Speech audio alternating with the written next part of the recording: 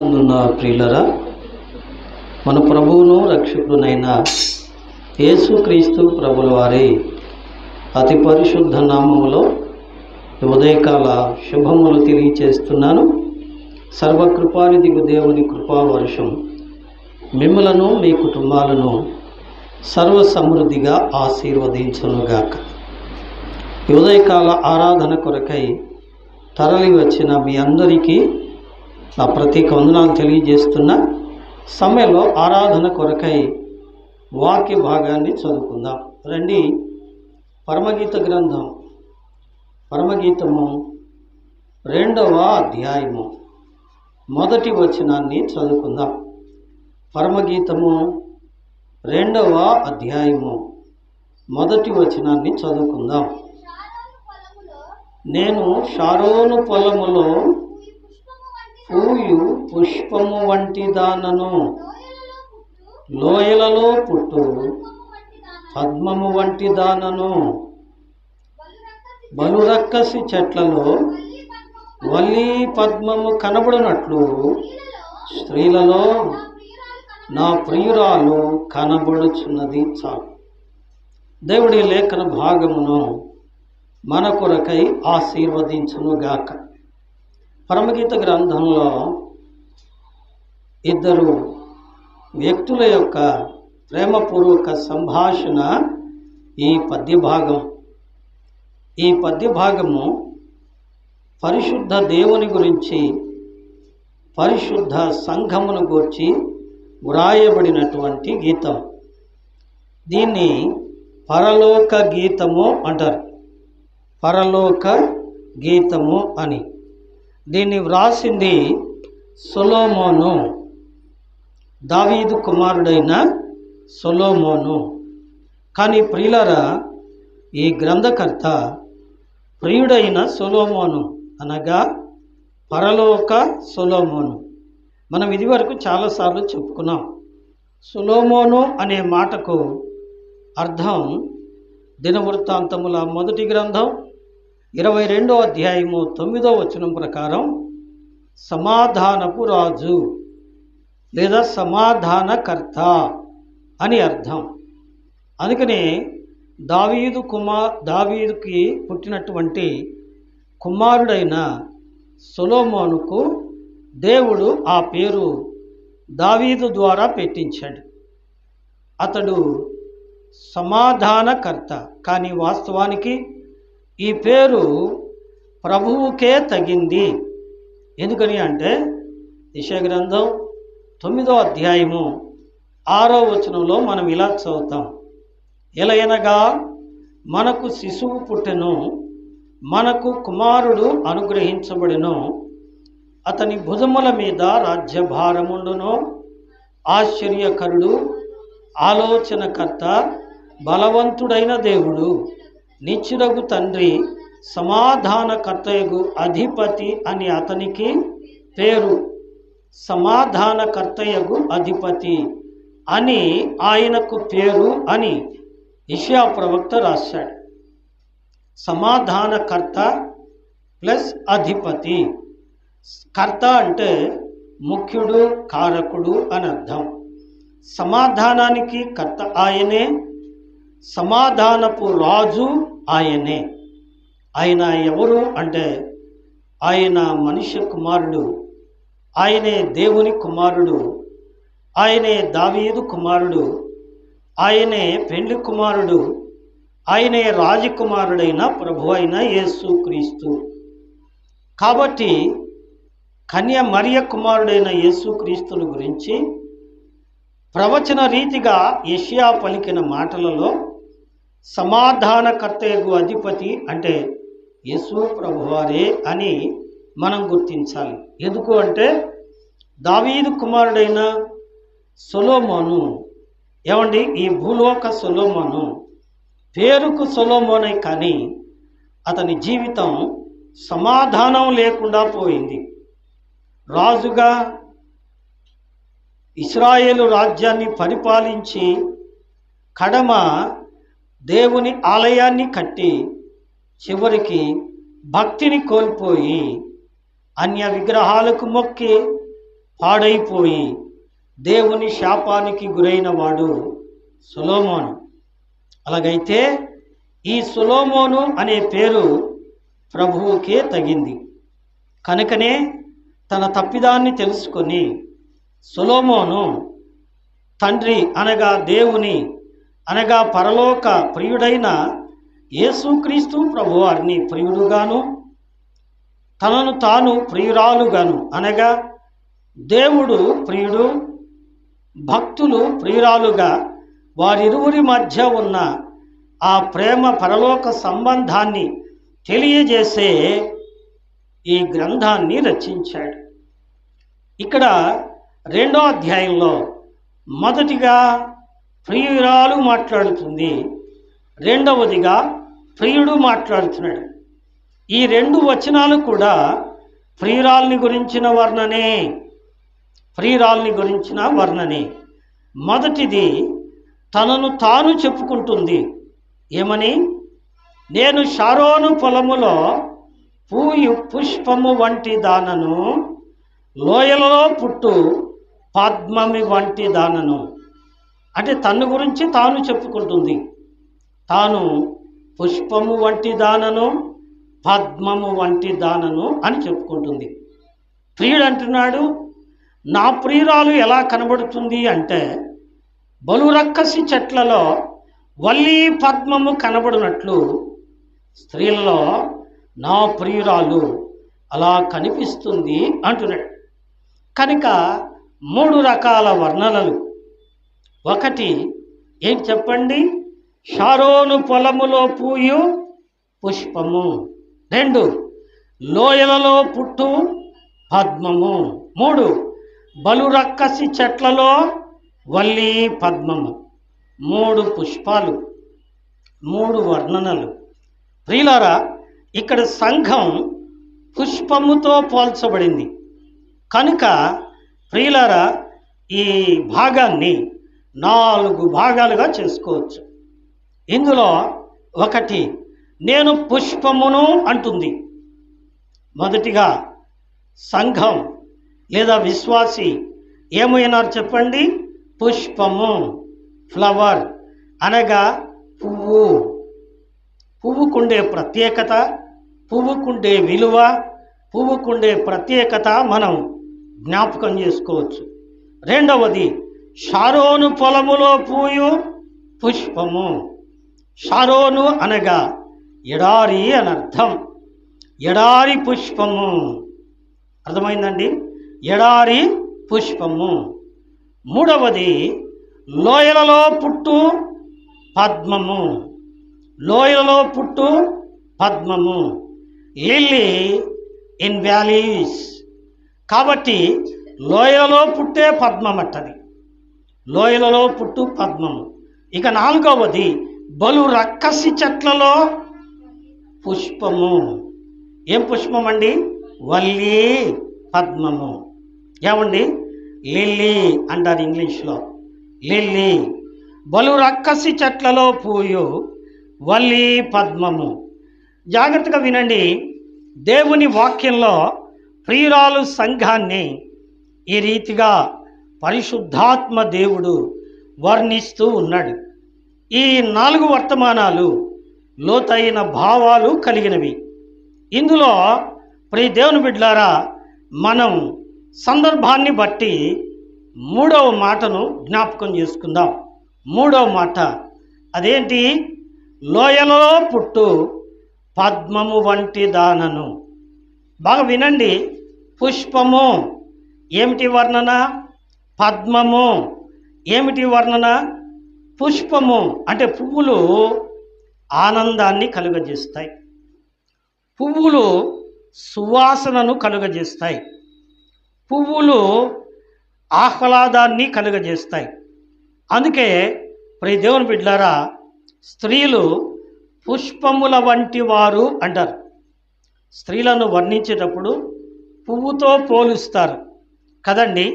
ఎందుకని అంటే పువ్వు మెత్తనిది, మృదువైనది. ఇందుకు చాలా గొప్ప వర్తమానం ఉన్నది. గనుక ప్రియులారా, ఈ పువ్వులు దేనికి సూచన అంటే ప్రియులారా, సంతోషమునకు సూచన. పువ్వులు సువాసనకు సూచన. సువాసన, సంతోషం. రండి ఇందు కొన్ని మాటలు గమనిద్దాం. యెషయా గ్రంథం 35వ అధ్యాయము. యెషయా గ్రంథం 35వ అధ్యాయము మొదటి వచనం నుండి విందాం. అరణ్యమును ఎండిన భూమియు సంతోషించును, అడవి ఉల్లసించి కస్తూరి పుష్పము వలె పూయును. చాలు. ఏంటంట? అడవి ఉల్లసించి ఏం చేస్తుందట? కస్తూరి పుష్పము వలె పూయినట్ట. గమనించండి, కస్తూరి పుష్పము. కస్తూరి అంటే ఏమిటి దాని ప్రత్యేకత? గుబాళింపు, మంచి సువాసన. కాబట్టి కస్తూరి పుష్పము అంటే ఆ పువ్వులో సువాసన ఉంటుంది. అడవి పువ్వులో అంటే గడ్డి పువ్వు. అడవి పువ్వు అంటే గడ్డి పువ్వు. అయితే అడవి ఉల్లసించి, అడవి అంటే అరణ్య జీవితం, ఈ లోక జీవితం, బాధలు, కష్టాలు, శ్రమలు, నిందలు, వేదనలు కలిగిన పరిస్థితి. అయితే అటువంటి స్థితి నుండి ఏంటంట? అడవి ఉల్లసించి ఏం చేస్తుందంట? కస్తూరి పుష్పము వలె పూయును. అందుకనే ఇక్కడ చెప్పబడుతున్న మాట, నేను లోయలలో పుట్టు పద్మము వంటి దానను అంటుంది. లోయలు ఏమిటి? లోయలు గత కాలంలో మనము ఏమండి ఆకోరు లోయను గురించి చూసాం. ఈరోజు మరొక లోయను గురించి జ్ఞాపకం చేసుకుందాం. రండి మరొక లోయను గురించి జ్ఞాపకం చేసుకుందాం. 2 దినవృత్తాంతముల గ్రంథం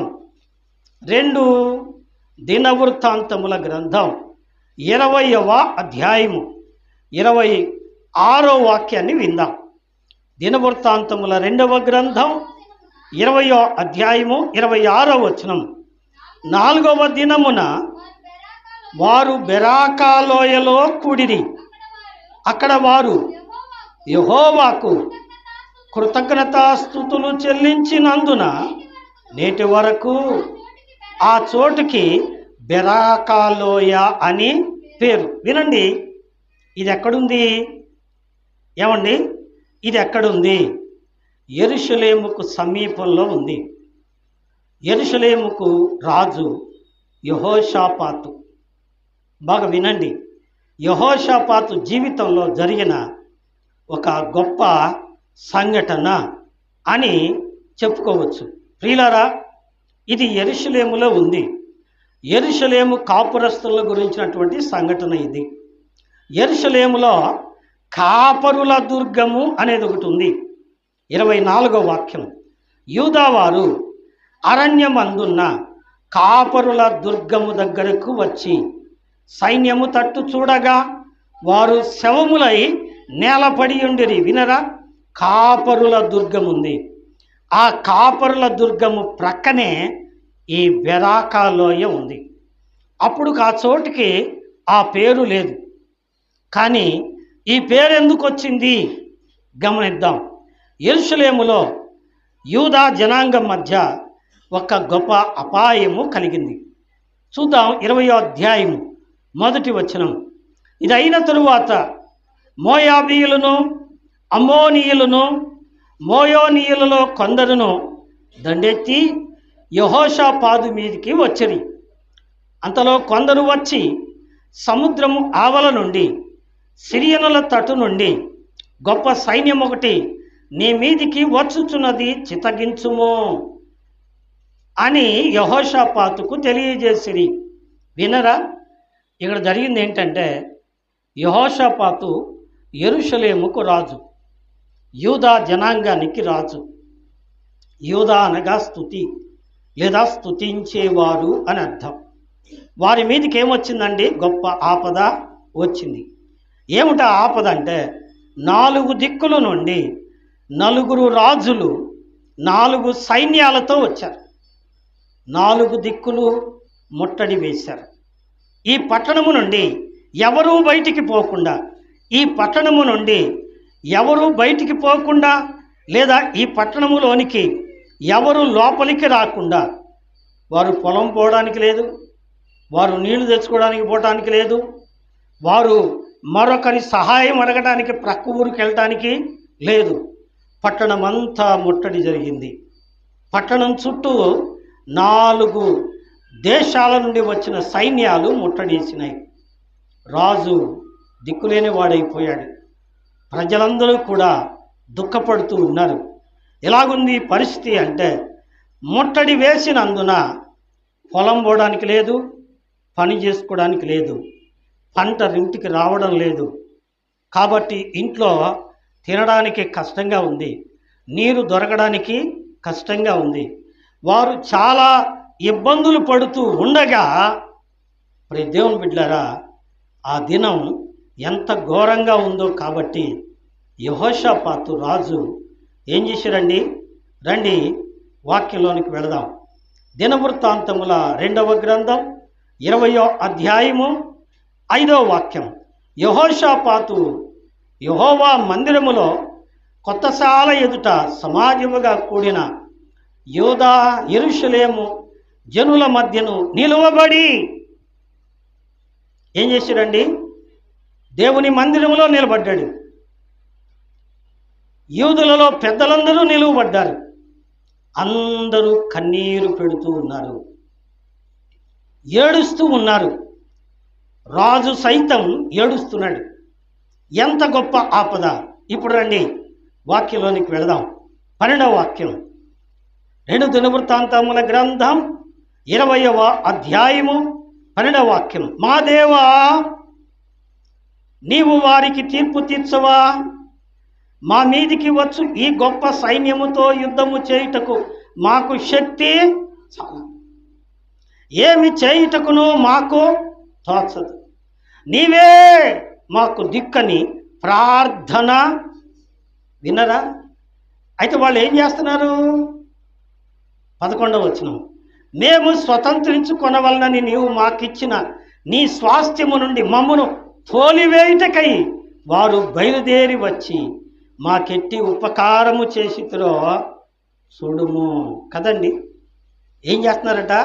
యెరూషలేములో వాళ్ళని ఉండనీయకుండా, దేవుని మందిరములో వాళ్ళని ఉండనీయకుండా ఏం చేస్తున్నారు చెప్పండి? తరిమి వేయడానికి, వారిని ముట్టడించి ఇబ్బంది పెడుతున్నారు. ఎవరండి? శత్రువులు. శత్రువులు. నిజమే ప్రియులారా, దేవుడైన యెహోవా ఏమండి నేల మట్టితో నరుని చేశారు. అతని పేరు ఆదాము. అతని ప్రకటెముకల నుండి నరుడు ఒంటరిగా ఉండటం మంచిది కాదని అతని కొరకు సాహితి అయిన సహాయమును చేశారు. ఆమె పేరు అవ్వ. అయితే ప్రియులారా, వారిరువురు ఏదేను తోటలో బహు చక్కగా సహవాసంగా బ్రతుకుతూ ఉన్నారు. ఏదేను నీళ్లు తాగుతున్నారు, ఏదేను వృక్ష ఫలములు తింటున్నారు, సంతోషంగా ఉన్నారు. ఇప్పుడు ఒక దొంగ జొరబడ్డాడు. వాని పేరు ఏం పేరండి? ఆది మహాఘట సర్పం. అతడు అవ్వను మోసగించి అవ్వ చేత పాపం చేయించి, ఏమిటా పాపం? ఆజ్ఞ అతిక్రమించి తినవద్దన్న పండు తినిపించి పాపంలో పడివేశారు. ఫలితంగా వారు ఏమైపోయారు చెప్పండి? మనం కనుక చదివితే ఆదికాండం 3వ అధ్యాయంలో చివరి భాగంలో చివరి 3 వచనాలు మనం చదివితే, దేవుడైన యెహోవా వారిరువురిని ఏదేను తోట నుండి వెళ్ళగొట్టింది ఎవరు? ఆది మహాఘట సర్పం సాతాను. సాతాను మాట విన్నారు, పాపం చేశారు, దేవుని యొద్ద నుండి, దేవుని సన్నిధి నుండి తోలివేయబడ్డారు. తోలివేయబడి వారు బహు కష్టముతో శ్రమ అనుభవిస్తున్నారు. వారు మరణం పాలైపోయారు. కదండి, నిజమే, మరణం బహు దుఃఖం. అందుకనే దేవుని వాక్యంలో ఉంది, ఏమండి ఏమిటన్నమాట? మరణమును చూడక బ్రతుకు నెరడెవడు? పాతాళం యొక్క వశము కాకుండా తన్ను తాను తప్పించుకొనగలవాడెవడు?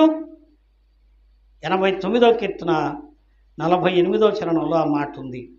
కాబట్టి ఏ భేదము లేదు, అందరూ పాపము చేసి దేవుడు అనుగ్రహించు మహిమను పొందలేకపోతున్నారు.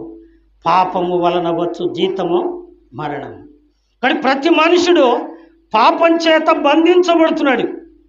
పాపం ముట్టడి వేస్తుంది. అందుకని యోహాను సువార్త 8వ అధ్యాయంలో ఉంది, పాపము చేయు ప్రతివాడును పాపమునకు దాసుడు. దాసత్వంలోనికి వెళ్ళిపోయారు. ఇప్పుడు ఆ పట్టణం చుట్టూ సైన్యము, శత్రువులు ముట్టడి వేసి ఉండగా బయటికి వెళ్ళలేకపోతున్నారు, తప్పించుకోలేకపోతున్నారు. బ్రతుకు కష్టంగా ఉంది, భయపడిపోతున్నారు. మరణ భయముతో శత్రువులు ఎక్కడ చంపుతారో, ఏమైపోతుందో అని. ఇటు సమయంలో రాజు సహా మంత్రులందరూ ఏం చేస్తున్నారండి? కన్నీరు పెడుతున్నారు. ఏం చేస్తున్నారు? కన్నీరు పెడుతున్నారు. అవును, నీకు నాకు మిగిలింది అదే. ఏమండి? నీకు నాకు మిగిలింది అదే. బాగా ఏం చేస్తారు చెప్పండి? ఇష్టపూర్వకంగా ఫ్యాషన్గా మొదలు పెడతారు. దగ్గు ఎక్కువ వస్తుంది, దగ్గు ఎక్కువయ్యి కళ్ళు తిరిగి పడిపోతున్నాడు, నోటమ్మడి రక్తం వస్తుంది. డాక్టర్ దగ్గరికి వెళ్తే కష్టం అబ్బాయి, నీ ఊపిరితిత్తులు పాడైపోయి నువ్వు బతకడం కష్టం అని. ఇప్పుడు ఏమొస్తుంది చెప్పండి? ఏడుపు వస్తుంది, కన్నీళ్ళు వస్తున్నాయి. ఎందుకో? నీవు చనిపోతావు. ఎందుకు చనిపోతావు? పాపం చేసావు, చేయవద్దని పని చేసావు. ఏంటి? ఫ్యాషన్గా మొదలుపెట్టావు. అవ్వ చెప్పింది, సర్పము నన్ను మోసగించగా నేను తిన్నాను, మా ఆయనకి ఇచ్చాను అంది కదండి. ఈనాడు చాలామంది ఫ్యాషన్ కోసం ఏమండి సరదాగా మొదలు పెడుతున్నారు రకరకాల అలవాట్లు. తుదకు పర్యవసానం ఏమవుతుంది? మరణమునకు వెళుతూ ఉంది. ఏమండి? అందుకనే ఎఫెసు పత్రిక 2వ అధ్యాయము 1వ వచనము, మీరు మీ అపరాధముల చేతను పాపముల చేతను చచ్చిన వారై ఉండగా. కదండి, నిజమే. డాక్టర్ చెప్పగానే వణుకొచ్చింది. ఏమండి? అంతకుముందు పెట్లు ఫ్యాషన్గా ఉన్నది, ఇప్పుడు వాటికి వెళ్ళి చూస్తేనే గడగడ వణుకు పుడుతుంది, భయం. ఎందుకని చెప్పండి? పాపం కమ్ముకుంది, పాపం మింగేసింది కదండి. నిజమే. ఇటువంటి స్థితిలో ఏమొస్తుంది చెప్పండి? కన్నీళ్ళు వస్తాయి, మరణ భయం వస్తుంది, దుఃఖం వస్తుంది. అంతేకాదండి, చాలామంది నాకు ఫోన్ చేస్తూ ఉంటారు, చాలామంది ప్రార్థన చేయించుకుంటూ ఉంటారు. ఏం చేయాలో తోచట్లేదన్నా. అటు అప్పులోడు కొడుతున్నాడు, ఇటు ఇంట్లో వాళ్ళు తిడుతున్నారు, అటు జీతం సాలట్లేదు, జీతం మీద కూడా లోన్ తీసుకున్నాను, అది కూడా అయిపోయింది. వాళ్ళకి ఏం చెప్పలేను, ఈ అప్పులోడికి ఏం చెప్పలేను, ఈ ఇంట్లో వాళ్ళకి ముద్ద పెట్టలేను. నా పరిస్థితి మరీ కష్టంగా ఉంది, సస్తే బాగుండి అనిపిస్తుంది అన్న. ఏమనిపిస్తుంది చెప్పండి? నిజమే ప్రియులారా, నలువిధాల మనిషి చిక్కుపోతున్నాడు, మరణంలో చిక్కుపోతున్నాడు, బాధలో చిక్కుపోతున్నాడు, కష్టంలో చిక్కుపోతున్నాడు. ఇటువంటి పరిస్థితిలో ఎవరు దిక్కు? అందుకే ఇక్కడ అంటున్నాడు, ఏమి చేయుటకు మాకు తోచదు. చెప్పండి, నీవే మాకు దిక్కు. అందుకనే దేవుని వాక్యంలో మనం చదువుతాం కదండి. ఏం చదువుతాం? మరణమును తప్పించుట యెహోవా వశం. మరణం ఎవడైనా తప్పించగలడా? నిజమే ప్రియులరా, మరణం ఎవడైనా తప్పించగలడా? ఉదాహరణగా ఈ సేవ ప్రారంభంలో దేవుడు ఒక అద్భుతం చేశాడు. ఆ అద్భుతం ఏంటంటే, ఈ వైపు దూరంలో ఒక ఇంట్లో ఒక చిన్న కుటుంబం ఉండేది, కాపురం. ఆ కుటుంబం ఎక్కడి నుంచో వచ్చారు. ఈ వెనక అంటే ఈ దక్షిణ భాగంలో ఉండే ఊరు నుంచి వచ్చి అక్కడ కాపురం ఉంటున్నారు. వారి పాపకు, చిన్న పాప, క్యాన్సర్ వచ్చింది. ఆమె క్యాన్సరు హాస్పిటల్లో చూపిస్తే హైదరాబాద్ హాస్పిటల్లో ఆపరేషను చేశారు. అయితే తగ్గలే, మరి ఎక్కువైంది. ఆపరేషన్ తరువాత దాని యొక్క ఊపు ఏమండి స్పీడ్ అయిపోయింది. వాస్తవం చెప్పాలి అంటే మన క్రిస్మస్కి బుడగలు తెస్తారు పిల్లలు. ఈ బుడగలు ఏమండి బాగా ఊదుతారు చూడటానికి అందంగా ఉండాలని. ఒకవేళ బాగా ఊదినప్పుడు ఎవరైనా ఆ బుడగని గట్టిగా పట్టుకుంటే ఏమైంది చెప్పండి? అది ఏమైంది? పగిలిపోయింది. ఆ పాప పొట్ట తవుడుతూ ఉంటే ఎక్కడ చేయి పెడితే పగిలిపోద్దో అనిపించింది నాకు. ఏమండి ఆ హాస్పిటల్ వాళ్ళు అన్నారంట, మా ప్రయత్నం మేము చేసాం, ఏం లాభం లేదమ్మా, ఈ పాప బ్రతకడం కష్టమే. అయితే ఎక్కడన్నా చర్చి ఉంటే మంచి పాస్టర్ చేత ప్రార్థన చేయించుకోండి, దేవుడి దయ మేమేం చెప్పలేము అన్నట్ట. ఇది వాస్తవం జరిగిందండి. మన యొక్క ఫేస్బుక్ అకౌంట్లో ఆ అమ్మాయి ఫోటో ఇప్పటికీ ఉంది. ప్రియులరా, ఆ పాపకు మేము ప్రార్థించాం. నూతనంగా సేవ ప్రారంభించాం కాబట్టి ఎంతో ఆశతో ప్రార్థించాం. దేవుడు ఆ బిడ్డను స్వస్థపరిచాడు. ఏమండి భారమైన పొట్ట సరిచేయబడి మందిరానికి వచ్చింది. ఆ తరువాత ఆరోగ్యం పొంది పుట్టినరోజులు చేసుకుంది. ఏమండి చక్కగా వివాహం కూడా చేసుకుంది. కానీ మరణము తప్పించుట ఎవరి వశం? దేవుని వశం. నిజమే ప్రియులారా. అందుకనే ఏమండి చాలామంది చాలా ప్రయత్నాలు చేసి అయిపోయిందండి, డాక్టర్లు అయిపోయారు, మంత్రాలు అయిపోయినాయి, తంత్రాలు అయిపోయింది, ఇక దేవుడే దిక్కు అంటారు కదండి. అందుకనే ఏమండి యెహోషాపాతు రాజు ఒకే మాట అన్నాడు, ఏమి చేయుటకు మాకు తోచదు, నీవే మాకు దిక్కు. ప్రార్థన చేశాడు. ఎట్టున్నాడు ఆయన? కన్నీళ్ళు. ఏమండి రాజు కన్నీళ్లు పెడుతున్నాడు, మంత్రులు కన్నీళ్లు పెడుతున్నారు. కన్నీటి సముద్రం దుఃఖం. ఈ దుఃఖపడుతూ ప్రార్థించినప్పుడు దేవుడు ఏం చెప్పాడండి? రండి వాక్యంలోకి వెళ్దాం. 15వ వచనం. యూదావారులారా, యెరూషలేము కాపురస్తులారా, యెహోషాపాతు రాజా, మీరందరూ ఆలకించుడి. యెహోవా సెలవిచ్చినదేమనగా, ఈ గొప్ప సైన్యమునకు మీరు భయపడకుడి, జడియకుడి. ఈ యుద్ధం మీరు కాదు, దేవుడే జరిగించును. రేపు వారి మీదికి పోగుడి. ఏం చెప్పాడండి? మీరు భయపడొద్దు. యుద్ధం మీరుగా చేసేది ఎవరు చేస్తారట? దేవుడే చేస్తాడట. సైన్యం ఎంత ఉంది? చుట్టుపక్కల ఉంది. ముందుంటే వెనకాల బారిపోవచ్చు, ఈ పక్క ఉంటే ఈ పక్క బారిపోవచ్చు, పోనీ ఈ పక్క ఉంటే ఆ పక్క బారిపోవచ్చు. ఏ పక్క పోకుండా 4 ప్రక్కల మూగింది సైన్యం. ఏం చేయాలా? కన్నీటితో ఏడుస్తున్న అతని ప్రార్థన ఆలకించిన దేవుడు అన్నాడు, ఈ యుద్ధం మీరు కాదు, ఎవరు చేస్తారండి? దేవుడే చేస్తాడు. అయితే మీరేం చేయాలా? వాళ్ళ మీదకి యుద్ధానికి పోండి. ఇదేందయ్యా, వాళ్ళు అంతమంది ఉంటే, మిడతల దండంతుంటే మేమెక్కడ యుద్ధం చేశాము అనలేదు యెహోషాపాతు. ఏం చేయమంటావు చెప్పయ్యా? మీరేం చేయాల్సిన పని లేదు. ఏం చేయమన్నాడు? యుద్ధానికి సిద్ధపడండి, బయలుదేరండి. అయితే ఏం చేయాలా? మొదట యాజకులు బూరలు ఊదాల, తరువాత యాజకులు మందసము మోయాల, వెనక లేవీయులు యెహోవా పరిశుద్ధుడు, యెహోవా పరిశుద్ధుడు అని గాన ప్రతిగానాలు చేయాల. సైన్యము జై కొడుతూ యెహోవాకే జై అంటూ వెనక సాగాల. అంతేనా చేయాల్సింది? ఇంకంతే. ఈ యుద్ధం మీరు కాదు, ఏం చేయాలి? దేవుడే చేస్తాడు. అందుకని చూడండి, రండి 2 దినవృత్తాంతముల గ్రంథం 20వ అధ్యాయం 21వ వచనం. మరియు అతడు జనులను హెచ్చరిక చేసిన తరువాత యెహోవాను స్తుతించుటకు గాయకులను ఏర్పరిచి, వారు పరిశుద్ధాలంకారములు ధరించి సైన్యం ముందర నడుచుచు, యెహోవా కృప నిరంతరం ఉండును, ఆయనను స్తుతించుడి అని స్తోత్రము చేయుటకు వారిని నియమించిరి.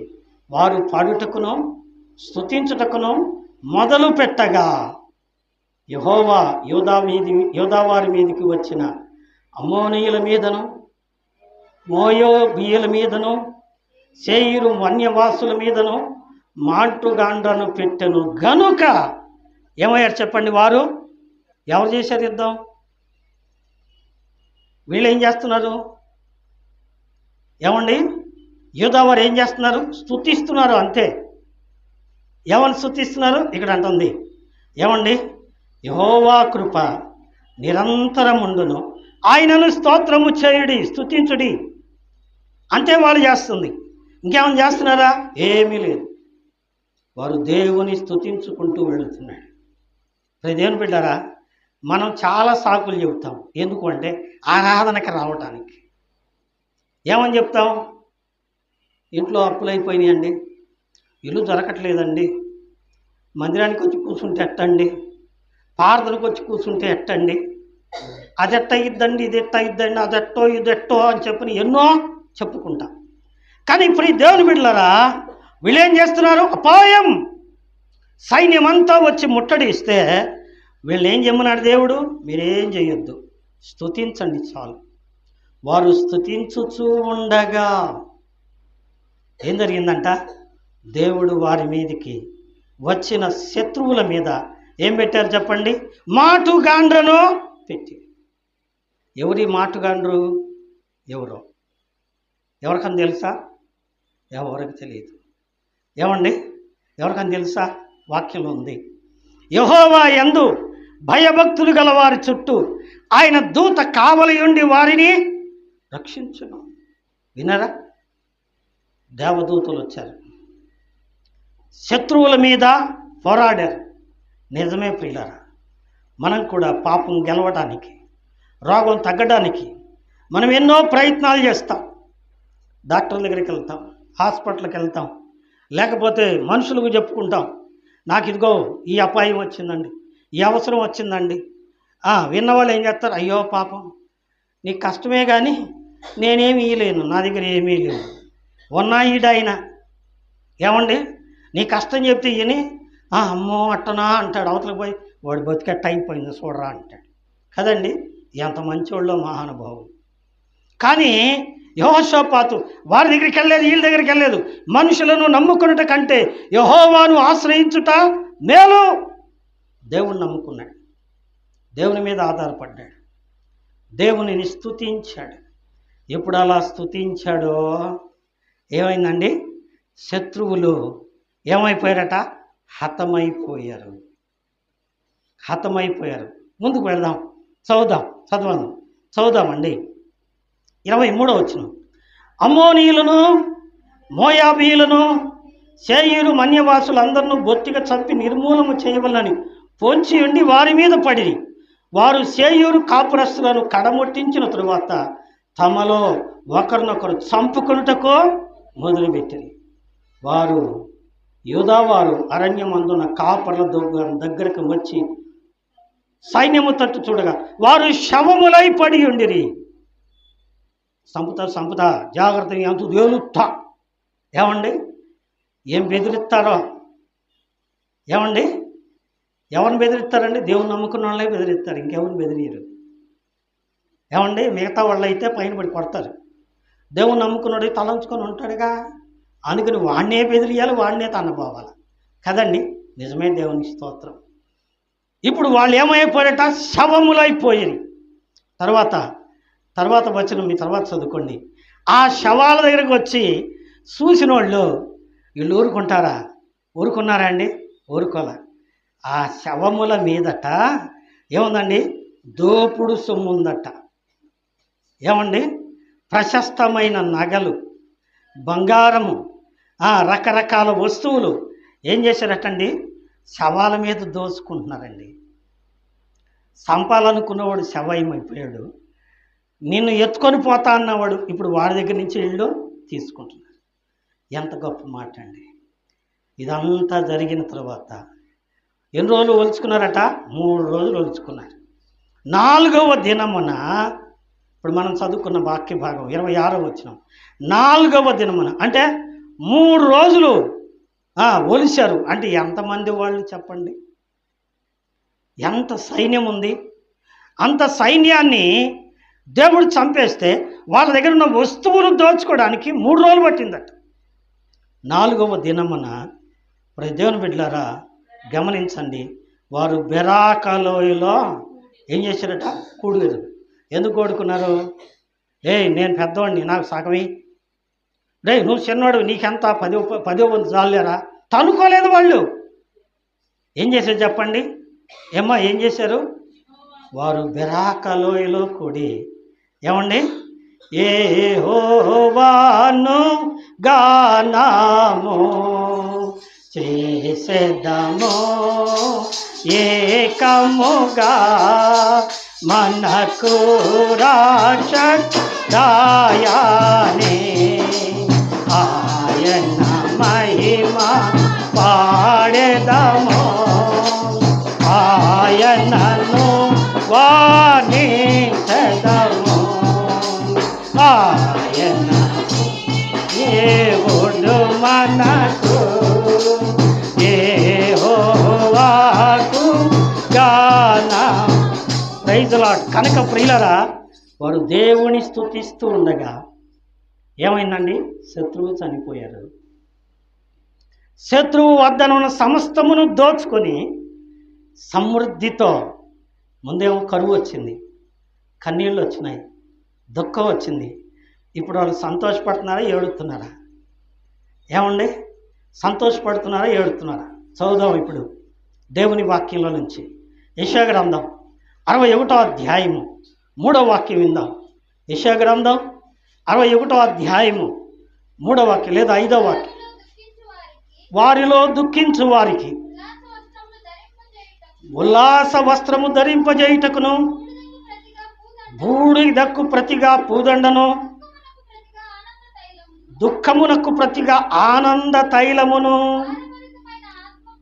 భారభరితమైన ఆత్మకు ప్రతిగా స్తుతివస్త్రమును వారికిచ్చుటకును. ఎందుకట? దుఃఖానికి ప్రతిగా ఆనందం, బూడిదకు ప్రతిగా పూదండ, భారభరితమైన హృదయానికి ప్రతిగా ఆనంద తైలం. కదండి, ఎంత గొప్ప మాట. ఏమండి, ఇందాక చెప్పా, పువ్వు దేనికి సూచన? సంతోషానికి సూచన.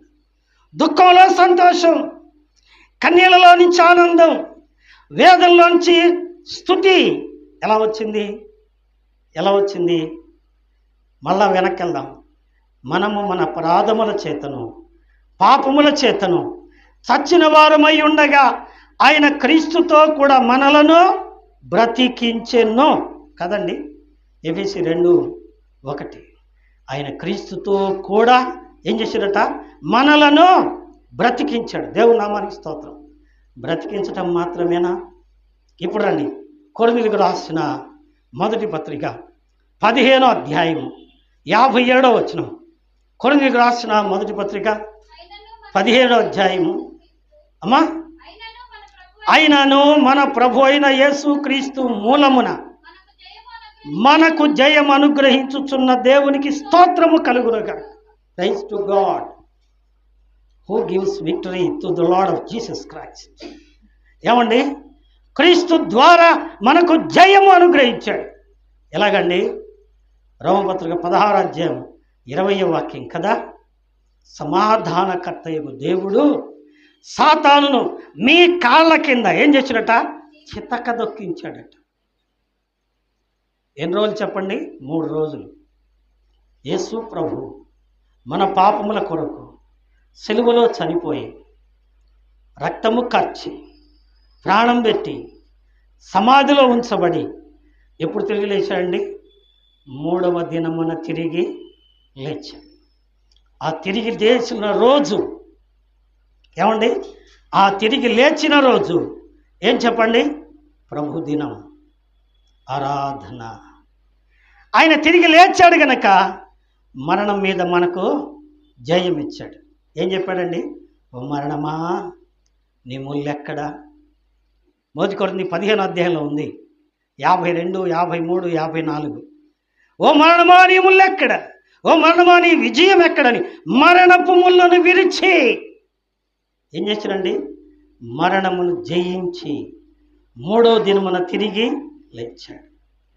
జయమిచ్చాడు. అపవాదిని ఓడించి ఏం చేశాడు చెప్పండి?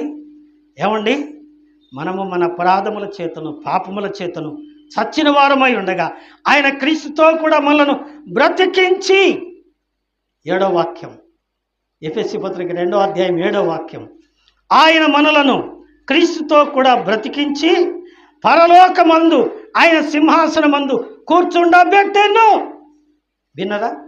ఆయన ఏం చేశాడంట? పరలోకమందు ఆయన సింహాసనమందు కూర్చుండబెట్టాడట. ఏమండి? ప్రకటన గ్రంథం 1వ అధ్యాయం 6వ వాక్యం, ఆయన మనలను ప్రేమించుచు తన రక్తం వలన మన పాపం నుండి మనలను విడిపించి లేదా కడిగి పరిశుద్ధపరిచి తన తండ్రి దేవునికి ఒక రాజ్యముగా, రాజులుగా, యాజకులుగా చేసేను. కన్నీరు పోయింది, దుఃఖం పోయింది. ప్రకటన గ్రంథంలో ఉంది, ఆయన వారి కన్నుల ప్రతి బాష్ప బిందువును తుడిచివే. కన్నీరు తుడిచాడు, దుఃఖం తీసేశాడు. ఇప్పుడు వారు ఏం చేస్తున్నారండి?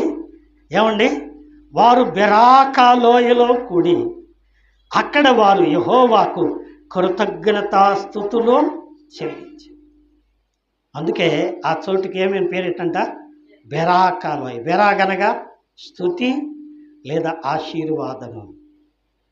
దుఃఖం కాస్త స్తుతిగా మారిపోయింది, దరిద్రం కథ ఆశీర్వాదంగా మారిపోయింది.